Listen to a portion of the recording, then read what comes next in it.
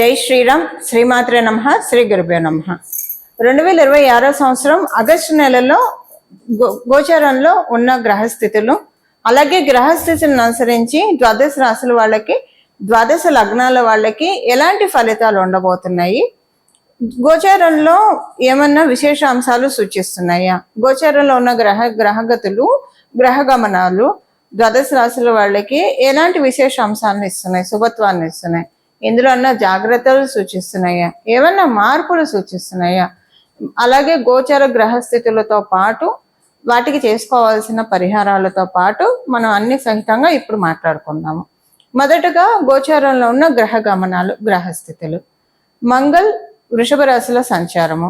మొదటి 2 రోజులు వృషభ రాశిలో సంచారం చేస్తున్న మంగళ్ 3వ తారీఖు నుంచి, ఆగస్టు 3వ తారీఖు నుంచి మిథున రాశిలో మంగళ సంచారం ఉంటుంది. బుధదేవుడు మిథున రాశిలో ఆయన సంచారం 5వ తారీఖు వరకు ఉంటుంది. 6వ తారీఖు నుంచి మిథున రాశిలో నుంచి కర్కాటక రాశిలో బుధదేవుని సంచారం ఉంటుంది. కర్కాటక రాశిలో రవి బుధ గురుల సంచారము, రవి గురుల సంచారము మొదటి నుంచి ఉంది, స్టార్టింగ్ నుంచి. బుధదేవుడు 6వ తారీఖు నుంచి కర్కాటక రాశిలో సంచారం ఉంటుంది. రవి బుధ గురువులు ముగ్గురు కూడా 17వ తారీఖు వరకు కూడా కర్కాటక రాశిలో సంచారం ఉంటుంది. 18వ తారీఖు నుంచి రవి కర్కాటక రాశిలో ఉన్న రవి సింహరాశిలోకి ఆయన సింహరాశిలో పయనం ఉంటుంది. 23వ తారీఖు కర్కాటక రాశిలో ఉన్న బుధ భగవానుడు సింహరాశిలోకి వస్తాడు.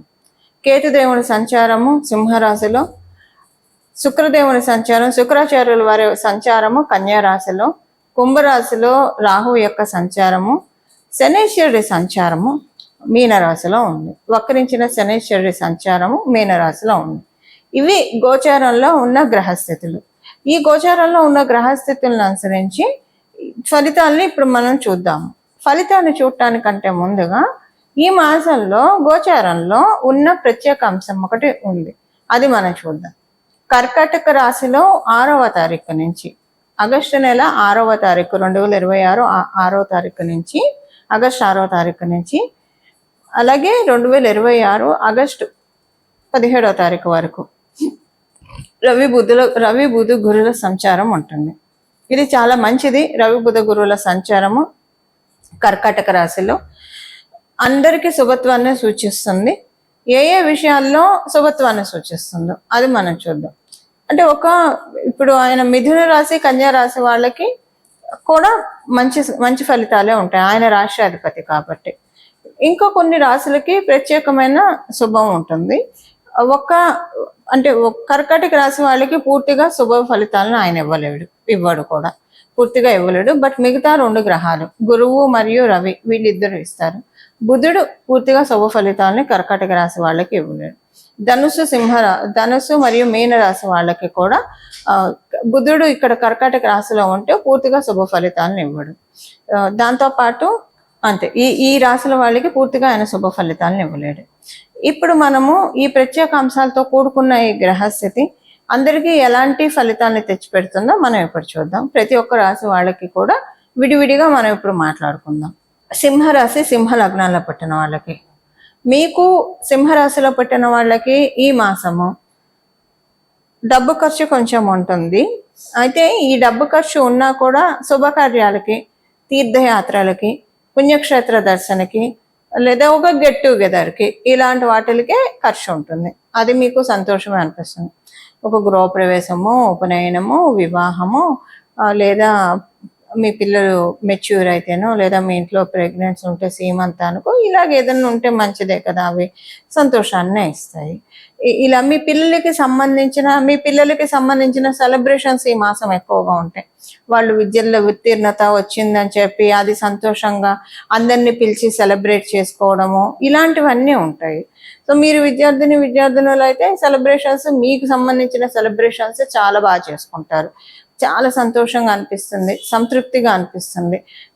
చాలా సంతోషంగా సెలబ్రేట్ చేసుకునే టైం ఇది. మీ విద్యలకు సంబంధించిన విషయాల్లో సెలబ్రేట్ చేసుకుంటారు.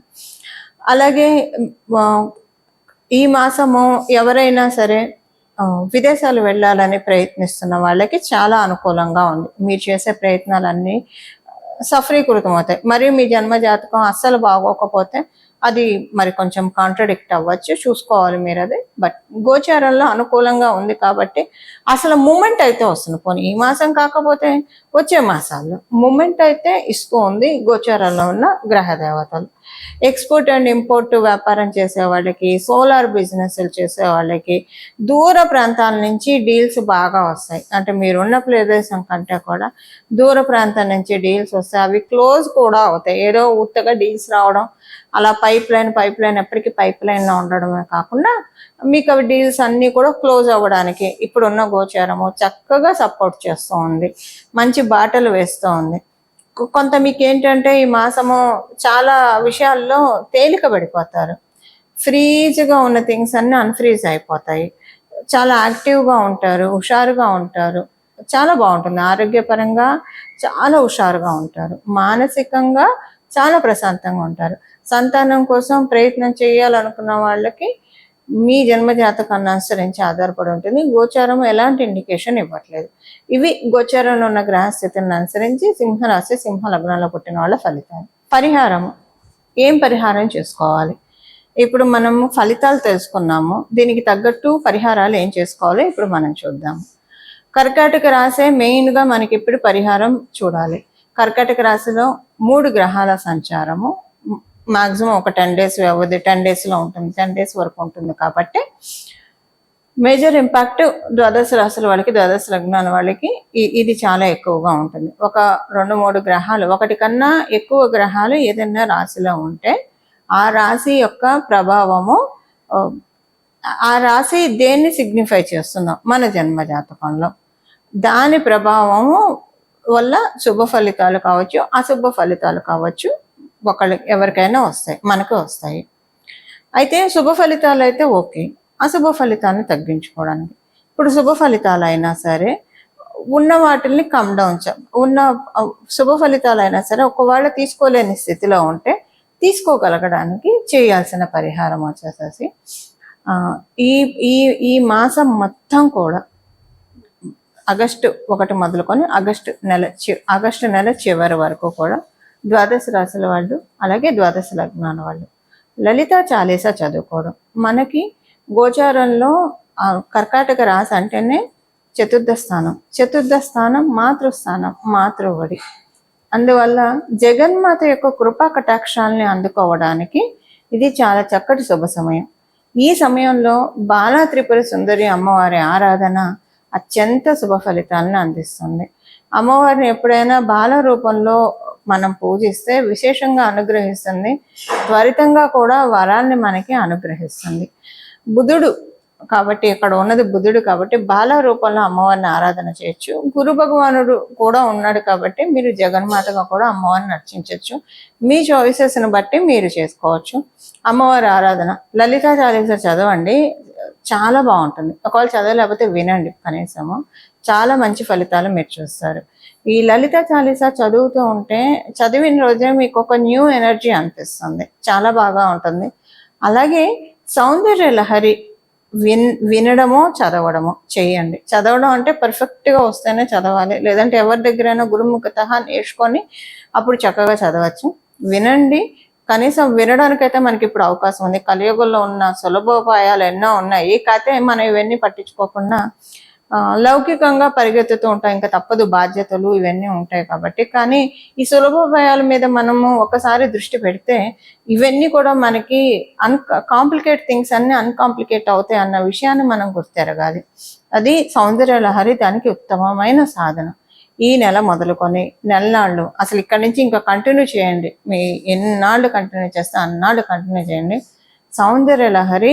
దాంతోపాటు అమ్మవారిని పూజించినప్పుడు మరి అయ్యవారిని కూడా పూజించాలి కదా. అందులో కర్కాటక రాశిలో ఉచ్చ స్థానంలో గురుడు ఉన్నాడు. గురుడు అంటేనే శివుడు అని చెప్తుంది మనకి జ్యోతిష శాస్త్రం. మరి ఆ స్వామివారిని కూడా పూజించాలి కదా, అందుకని శివానంద లహరి. ఈ 2 వినండి. అత్యంత భక్తి శ్రద్ధలతోటి మనసు లగ్నం చేసి అంటే చాలా కాన్సన్ట్రేటెడ్గా వింటే కనుక చాలా అంటే చాలా మంచి ఫలితాలని మనమందరం కూడా చూడటానికి అవకాశం ఉంటుంది.